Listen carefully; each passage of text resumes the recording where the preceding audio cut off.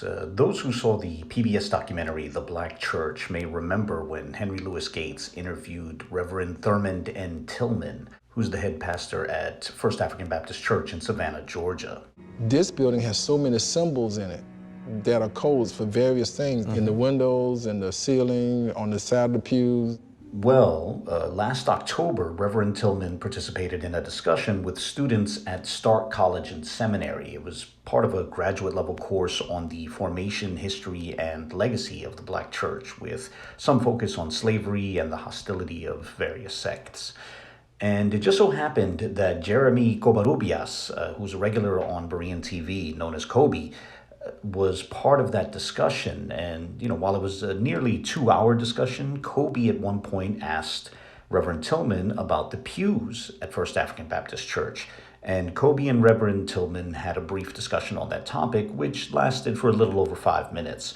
And Kobe was kind enough to share that portion with us. So I'd like to play that exchange in its entirety. It's a short clip, but I thought it was a worthwhile contribution to the public repository of information on the pews. Now, my guess is that different people will draw different interpretations or different conclusions from this video, so comments are always welcome. For me personally, however, I found it noteworthy how careful Reverend Tillman was with his handling of the subject. There are certain internet personalities who make rather definitive claims, but Reverend Tillman seems to put a bit of epistemological distance between himself and those sorts of expressions of confidence. For example, he notes that tour guides have been saying there is cursive Hebrew on the pews, but he has not had anyone interpret the markings, which seems to entail that, from his perspective, the claim has yet to be confirmed. He personally seems to not be in a place to say definitively what's on there. And with that in mind, recall that past discussions have made clear that when the church website said Arabic was on the pews, that didn't mean that everyone in the church agreed with that claim. Well, likewise, while the website now declares that Hebrew, Aramaic, Ge'ez, and Amharic appear on the pews, that doesn't mean that everyone in the church agrees with those claims either. It would seem the head pastor at the church himself might leave the question a bit more open. But you can watch the clip for yourself and reach your own conclusions. I'd like to thank Jeremy Covarrubias for this footage. I'd like to thank Kobe for this footage. As I alluded to a moment ago, this will run for a little over 5 minutes, so enjoy the clip. Feel free to share your thoughts in the comment section, and God bless. Tillman, I've actually been waiting for this lecture since it was first proposed that you might join us. And I've actually been wondering if there's been any advancements in regards to the writing that's on the side of the pews. I know there was some hostility coming from a certain group of people trying to make it a certain type of Hebrew, but I'm wondering, being the pastor, if you've heard anything or any recent advancements or anything in regards to that. Well, I'm sure you know about when Professor Gates came, and he brought in professor, I think, from Harvard that came to look at it to say that it was, we've said from the beginning, since I've been there, our tour guides have been saying it was cursive Hebrew. That's what they said it was. I haven't had anyone to interpret any of the writings on there. We just know that they're original to the building. Now, keep in mind, the building was built in 1859. We moved from Yamacraw, from what is now Yamacraw Village, a public housing area. That was the 4th site, and where we are now is our 5th site.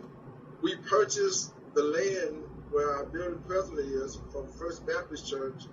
They moved to Chippewa Square, and we purchased that land from them, well, the building that they were actually in, with the structure.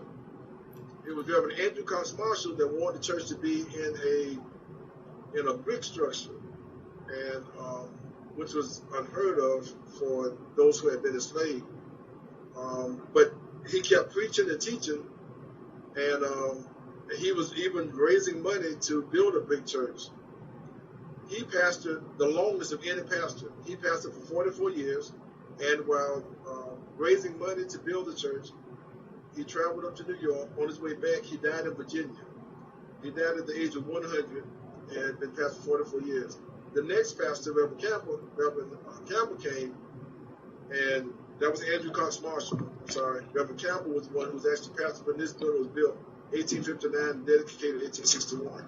So that's the time of it. Those pews were original to the building. If you ever get a chance to come to First Avenue, you will actually see a lot of West African symbols all throughout the building, particularly downstairs where the Congo cosmogram holes, that shape doesn't have holes, but we believe underneath that would have been an underground railroad because there's a finished floor underneath there where there's no architectural reason for a finished floor. And we know that there are tunnels that lead from the church that go out to Savannah River. So to answer your question about the writing on the pews, no, I haven't had anything definitive to say, yes, this is exactly what it says, and this is what it is.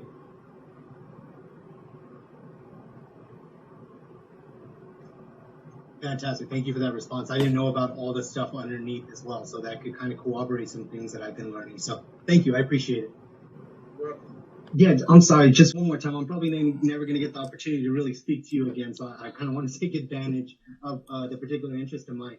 Other than what we see on the pews, possibly linking it to some kind of cursive Hebrew, is there anything else around the church or that you've ever seen or heard of that could also link anything to any part of the culture in regards to the slave narrative that we often hear coming about within the early Black church? Yes, okay. Other than the Congo cosmogram, which I said is downstairs on the floor, we have, you see a clover symbol that stands for birth, life, death, and resurrection. Also, the very ceiling, our ceilings are 10. The ceiling is in it called a 9-patch, which was a symbol of freedom. It was a safe house. When you saw the 9-patch, you knew that was a safe house. Even quilts. There's a book that says Hidden in Plain View. No, it's not. That's not the name of it. Hidden, might be Hidden in Plain View, but it's a book about quilts. How they will put quilts on the outside of safe houses, and the quilts would also tell them how you can navigate looking at the North Star and how you can navigate going through the Underground Railroad. But yes, there's symbols all around the church on various things, and some that we may not even recognize the symbols. I'm sorry, I didn't catch that last part. Now I said there are probably some symbols that we do not recognize as being symbols. Okay, but other than what we know specifically, there's none specific to Hebrew or anything of the sorts. Right. Only may be the what's up in the views. Right. Fantastic. Thank you. Thank you so much. Yes.